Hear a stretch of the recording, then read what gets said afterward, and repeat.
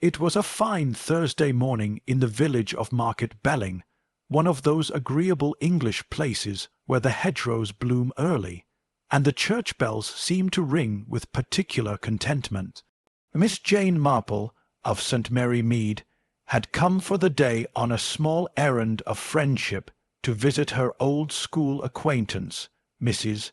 Beatrice Lumley, who lived in a neat Georgian house near the green. Market Belling was bustling. Once a month, its cobbled square hosted market day, when stalls crowded the lanes and villagers came from miles around to buy everything from fresh butter to bootlaces. The air smelled of apples, hay, and hot pastries. Laughter and gossip mingled like the chime of coins. Miss Marple, wrapped in a pale blue shawl and carrying her umbrella as both prop and protection, moved through the throng with quiet delight. A village market, she mused to herself, is rather like a mirror held up to its people. One sees who's kind, who cheats, and who keeps their eyes too sharply on the purse strings. Mrs. Lumley greeted her with flurried warmth and a teapot already brewing. She was a stout, ruddy woman with opinions on everything and everyone. "You've chosen quite a day to visit, Jane. The market committee has been in a state since dawn. Old Mr. Pettigrew's stall collapsed under his honey jars, and young Susan Blount's piglet escaped down the high street. You've never seen such a chase." Miss Marple smiled benignly. "There's nothing like a little commotion to make life interesting. Tell me, my dear, who organizes such a splendid event?" "That would be Councillor Edmund Hawthorne," Mrs. Lumley replied with pursed lips. "A most influential man, chairman of this and that, very pleased with himself. You'll see him strutting about in that dreadful brown hat." Other names soon followed, as they always did when tea and gossip met. There was Mrs. Florence Pettigrew, the vicar's wife, fussing over the charity raffle. Miss Alice Trent, a spinster schoolmistress with a tongue sharper than her knitting needles. Tom Blount, the village's handsome young carpenter, and Dr. Lionel Reeves, the new physician, whose arrival had set several ladies fluttering. It was shortly before noon that the market's cheerful hum changed to something darker. A sudden cry split the air sharp, frightened, followed by the unmistakable sound of falling wood and breaking glass. People turned, gasping, to see a small crowd forming by Hawthorne's produce stall.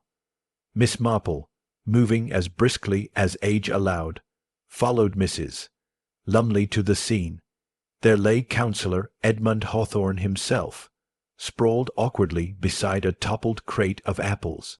His hat had rolled away, and one of his hands was clenched around a crushed paper cup. Dr. Reeves knelt beside the body, checking for breath and pulse. The stall-holders watched in breathless silence. At length the young doctor stood and shook his head gravely. "I'm afraid he's gone," he said quietly. "A seizure, perhaps, or a collapse from the heat." Mrs. Pettigrew began to cry. Someone murmured, "Poor man, he'd only had lemonade." And someone else whispered that he'd been arguing with Tom Blount not half an hour ago. Miss Marple looked down at the fallen councillor, the half-finished cup near his hand, the faint trace of white powder at the rim, and her clear blue eyes sharpened. "Strange," she murmured softly. "One does not usually bring their own cup to a public stall, unless, of course, one had reason to trust no other." By afternoon, the village constable, Sergeant Weatherby, had cordoned off the area and taken statements. Dr. Reeves confirmed that the death was sudden and likely cardiac, but Miss Marple noted how he avoided the word natural. As she and Mrs. Lumley walked home for tea, Miss Marple's expression was thoughtful. "So unfortunate," she said, "but you know, Beatrice, I can't help feeling that poor Mr.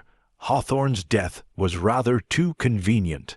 By the next morning, Market Belling was buzzing with theories. Some said it was an accident, others swore it was poison. The newspaper from nearby East Brenton even carried the headline, "Local Councillor Dies Suddenly at Market Police Investigate." Miss Marple having been prevailed upon by Mrs. Lumley to stay an extra day, spent the morning quietly observing. Years of experience had taught her that people talk most freely after tragedy, especially when they think it polite to whisper. At the grocer's, she overheard Miss Trent declare, "He had enemies, mark my words. All that business with the new development farmland sold underhand, I dare say." At the bakery, Mrs. Pettigrew confided to anyone who'd listen that Mr. Hawthorne had received threatening letters, quite dreadful language, only last week. And at the butcher's, Tom Blount, red-eyed and angry, was heard saying, "I'd no quarrel with him, only told him he was cheating the village." When Miss Marple mentioned these things to Sergeant Weatherby later, he sighed. "Can't see foul play in every fainting fit, ma'am. The doctor's still waiting on the coroner, but between you and me, heart failure seems the ticket." Miss Marple smiled gently. "Of course, Sergeant. Still, one always learns something by asking the right questions." Her first call was on Mrs. Pettigrew at the vicarage. The vicar's wife was flustered, but clearly delighted to have an audience. "Such a shock, Miss Marple. I'd been helping with the raffle when it happened. Poor Edmund, he was always so particular. Insisted on having his own lemonade made fresh. Said the bottled sort was common." "Indeed," said Miss Marple mildly. "And who prepared it for him?" "Why, I believe Miss Trent fetched it from the refreshment tent. He was most insistent that no one else pour it, said she had a steady hand." Mrs. Pettigrew leaned closer. "You know, they were at school together. She always seemed rather fond of him." Later that afternoon, Miss Marple paid a social visit to Miss Alice Trent. The schoolmistress lived in a tidy brick cottage lined with books and smelled faintly of lavender polish.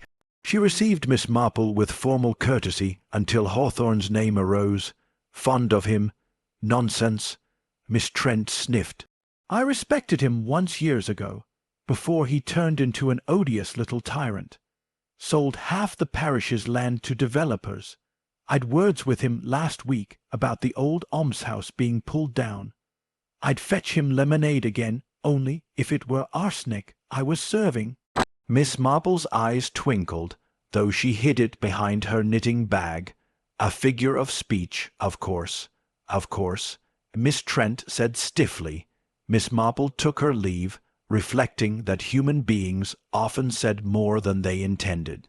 Before supper, she made another discreet call, this time upon Tom Blount, whose workshop smelled of shavings and linseed oil. He was repairing a chair when she entered, his face shadowed. "You've heard, then, about Hawthorne? They all think I killed him." "I've heard gossip, yes," said Miss Marple kindly, "but I'm rather more interested in truth than talk. You quarrelled, I understand, only because he cheated me." Tom said bitterly. "He promised work on the new hall, then gave the contract to his cousin.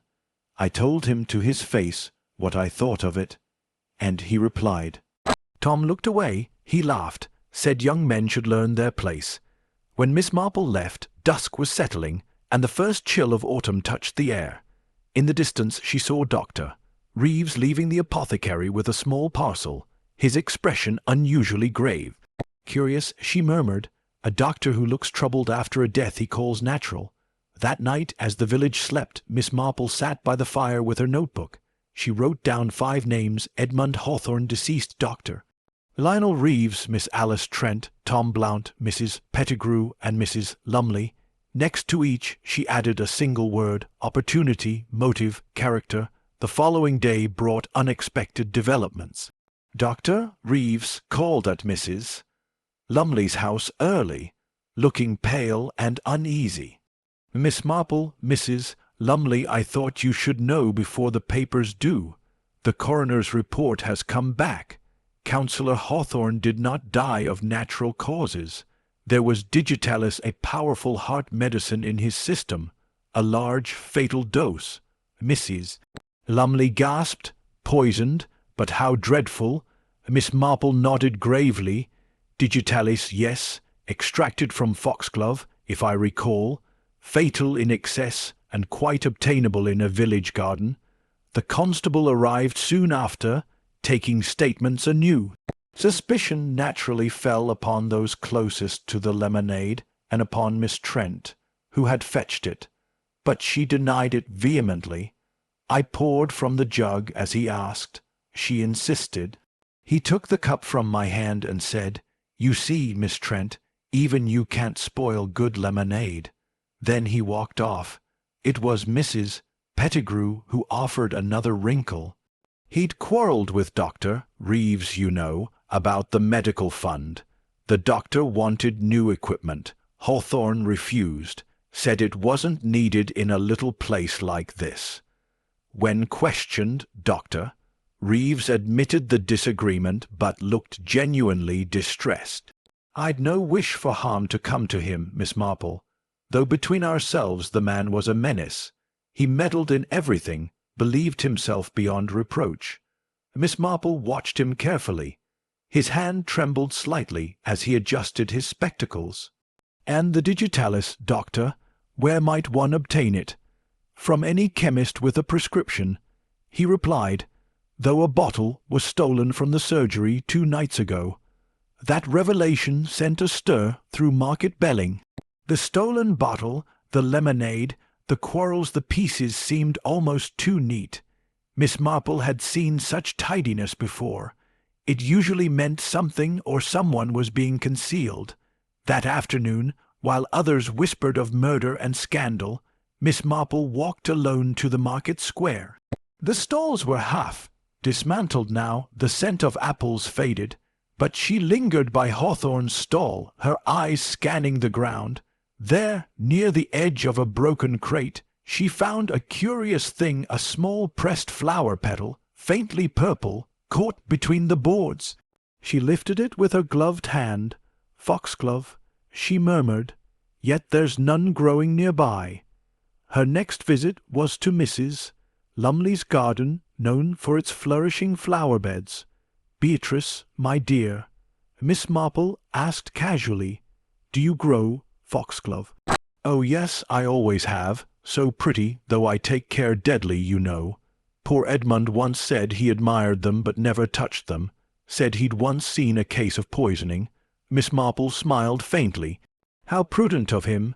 That evening she encountered Tom Blount again, this time leaving the vicarage in haste. His face was pale. "Miss Marple, I've done nothing wrong," he blurted, "but they've found that bottle in my shed, the one from the surgery." Miss Marple's eyes softened. "Oh, my dear boy, of course they did. It's exactly where someone would have put it if they wanted you blamed."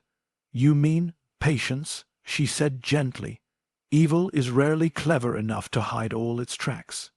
And indeed there was something too convenient about it all. The theft, the feud, the found evidence.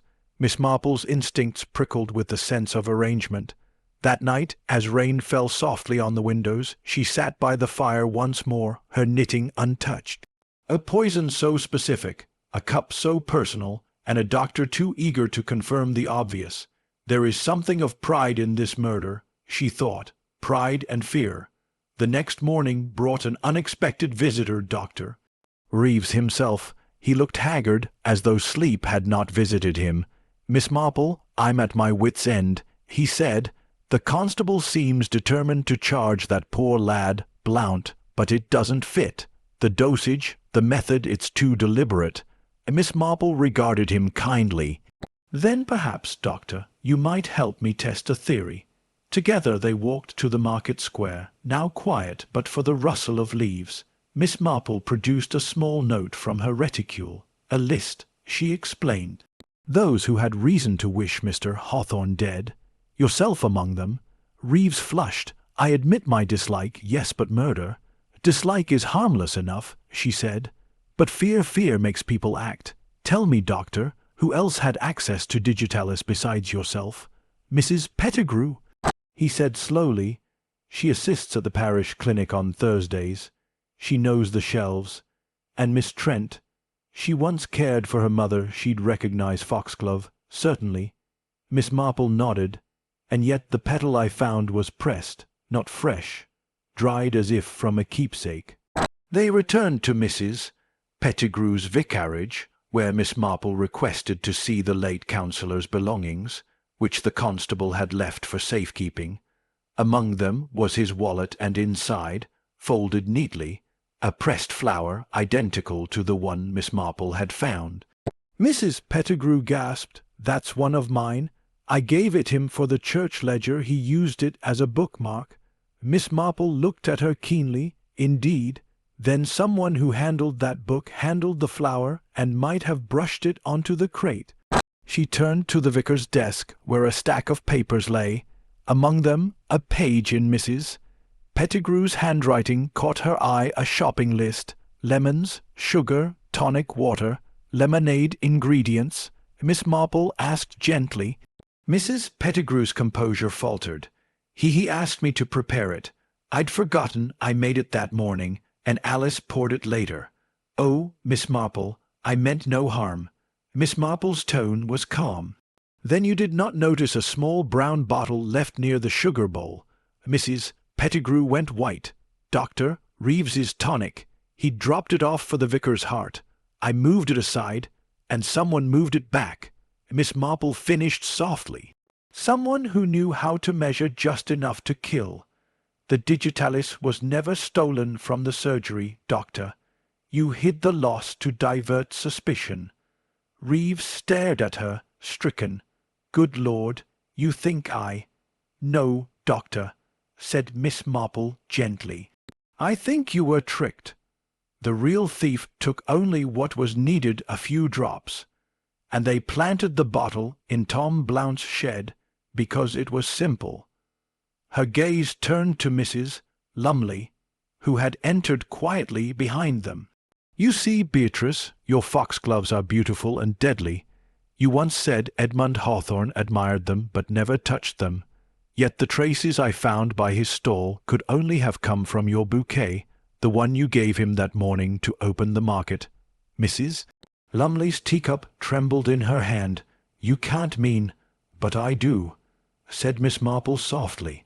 You knew he'd ruined your husband's estate, sold it behind your back. You prepared that lemonade as Mrs. Pettigrew asked, only you added a little touch of your own. Dried foxglove, powdered fine, a personal vengeance disguised as charm. There was silence. Then Mrs. Lumley's voice, low and bitter. He destroyed everything. My husband's name, our land, all for profit. I thought if I could make it look like his heart betrayed him, it would be justice. Miss Marple sighed, her expression sorrowful. It is rarely justice, my dear, only tragedy wearing its face. The constable arrived soon after, and Mrs. Lumley, pale but composed, made no resistance. The following days passed quietly. Market Belling, ever quick to recover, soon found itself gossiping about next month's fate instead of murder. Yet an air of sadness lingered, the kind that follows when one of their own has fallen from grace. Miss Marple took tea once more at the Lumley house, now tended by the housekeeper.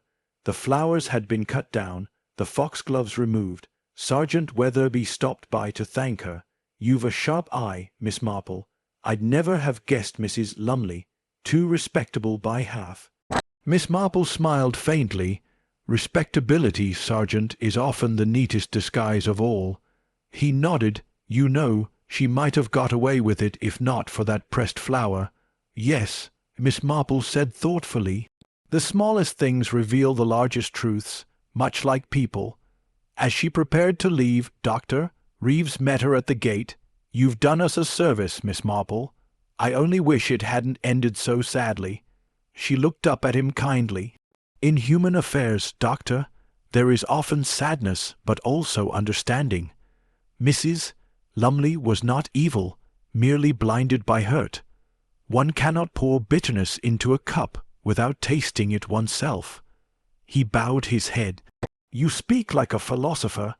Only an observer of tea parties. she said lightly, "and